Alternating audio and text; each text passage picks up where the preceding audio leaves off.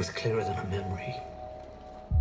And I heard the sound of thundering hooves, splintering shields and ringing swords.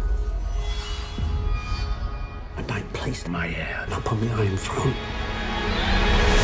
And all the dragons roared as one. Steve and Eve, how are you doing today? Very good, thank you. How are you? I'm really good. Such a pleasure to talk to you both. Congratulations on the show. So far, I've only seen the first episode, and it's huge. Like, this, even from the first episode, I was like, oh, the scale and the scope of this immediately hit you. Oh, good. For you both, what was your very first day properly on set like, with the wigs and the costumes and everything Game of Thrones? Oh, Well, luckily, it was so great. it was Thank lovely. goodness. The very first thing that was shot at all of the whole series was us two us. in wow. a scene from a particular episode. So Yeah. it was great. I mean, you walk onto the set and it's huge. Massive. It's all this incredible work that's been done, all this detail. And of course, you're wearing these grand costumes, which help with the way you stand and everything. It was... Oh, but actually, also, do you remember we had that sort of COVID mock-up day? Oh, yes, So- that's because right, we were yes. filming right, and it was absolutely at the Mm. height of the COVID sort of protection laws, and they were very anxious about making sure that we kept all the rules okay in the filming, but that it was smooth and didn't interrupt the work, the mechanics of the day. And so we did. They used our scene as a kind of what was it, like a sort of COVID audition for how the set was going Yes, to of work course, in yes. terms of all the protocols and all the the things with people's masks and distancing and all that sort of thing, just so that everyone could have a go at doing it before we actually went to film I anything. forgot that. That's right, yes. So we got to have a kind of dummy run. a dummy, kind of fake go. Yeah. So that by the time actually we got to do that scene, which was the first thing that we then shot, we'd had a little sort of flavour of it, which was really it was good, nice, yeah. which was good, wasn't it? No, it was amazing. Because so much of what we do is about our imaginations, and the more that you can get that's real, that you can actually touch and feel, the better it is for you as a performer. And there was so much in this, which was joy. Absolutely.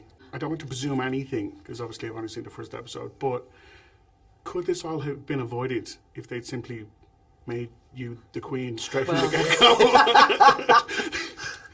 Absolutely. I mean, years of work could have just all been... One episode, it would have been fine. 20 The Queen- minutes. 20 minutes, Yeah. gosh, Yeah. done, everybody home. Yeah. But No. it's funny because obviously this is fictional, it's fantasy, and it feels like it's set thousands of years ago, but it is essentially about, at its core, how some men in power hate the idea of women having power. And it's for a fantasy show that feels like it's that old. Yeah. It's so aggressively it's sort topical. Of not a fantasy, which Yeah. is really scary. I mean, really scary. And when I auditioned, they said, the trajectory of the show is this line that I say. It's episode 2, I think, that men would sooner put the realm to the torch than see a woman ascend the Iron Throne. And I was like, well, snip the word iron out of that sentence, and that's basically a lot of our reality. Yeah, it is the fact that whatever shows you make, wherever they're set, whatever time they're set, they still reflect the world that you are living in when you make them.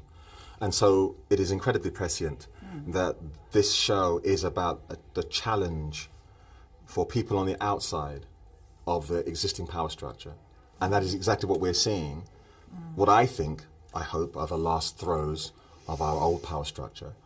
But that means things can get pretty dicey, as we're seeing around the world, around Western Europe, around America, in this country.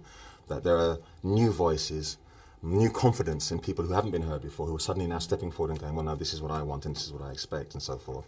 And the old power structures are struggling really to hold on. really resistant to it. And that's- I think people who maybe they haven't read the books, maybe they're not fully versed, and all they know is the show, the original show. And now this. So I was reading a bit on your character, and he has the most fantastic logline synopsis where he just sounds like the most kick-ass, amazing seafaring warrior. And I was like, okay, I'm excited to see that being put into work. So do you have scenes in this season, or are you aware of stuff coming forward where you will have these huge kind of sea set action set pieces?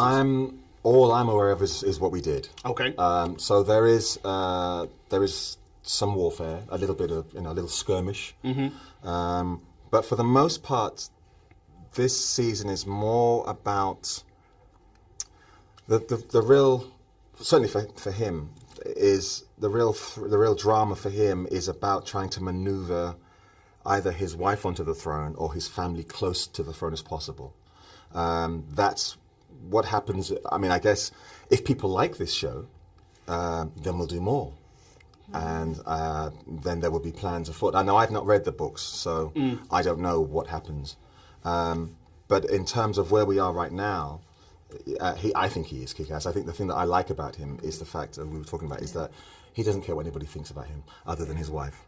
Yeah. Doesn't really care, because he's rich enough to not give a damn. And I think I think it's in episode 2. I have a scene with Matt playing Damon, where I actually say, I made my fortune. All of these other guys, they were just born into it, but I had to go out and earn it.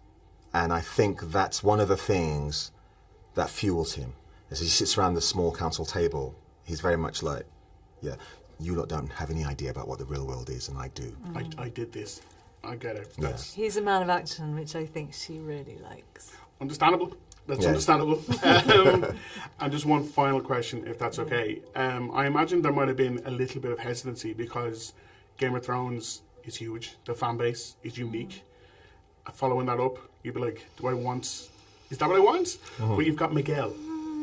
Is that a safe pair of hands, knowing he is the true line from there to what you're doing now? I think so, very much. And I think, to be honest with you, I think that so much pressure was felt by them, by Ryan and Miguel. I think that for them it's a huge undertaking, and it really, it must have felt very much like a sort of, doing the second album after, the first album has just been so, runway success. For me personally, and I feel like probably for most of the actors, that actually our focus is is what we do, and it's a job, and we have to focus on what's going on between us and telling our bit of the story in our way, and not. I mean, I don't know. I don't think that I can really think about any of that other stuff. You can't, because it drives you crazy. Yeah, you can't play someone's expectations. No. But you're right, having both Miguel and Ryan, because Ryan is the font of all knowledge about this stuff. And he's like George's sort of almost surrogate son in a way. I mean, they're very, very close. Do you remember that conversation we had about how to make a dragon? Do you remember that? I kind of don't, but I think I was slightly wild-eyed with terror. During the rehearsal process, we had this weird conversation with Ryan. Are you going to speak to Ryan today? Do you know? I don't think so, no. He knows everything. Oh, good. We had this this conversation about how you make a dragon. And I just remember him going, it's a matter of alchemy and genetics. And we're all sitting there going, as if it's something real. I know. Yeah. It is real. Clearly. Clearly. So it was a joy to have those two guys on there, safe pair of hands. Yeah, I think they really are. And also I would ask them every day, how are you feeling? Because you're in charge of this huge thing. And they both were just like, yeah, it's great. Yeah, it's fine. No sleepless nights, nothing. Unbelievable. That's the mood you want. Steve and Eve, thank you so much for your time Thank today. you. Thanks so much.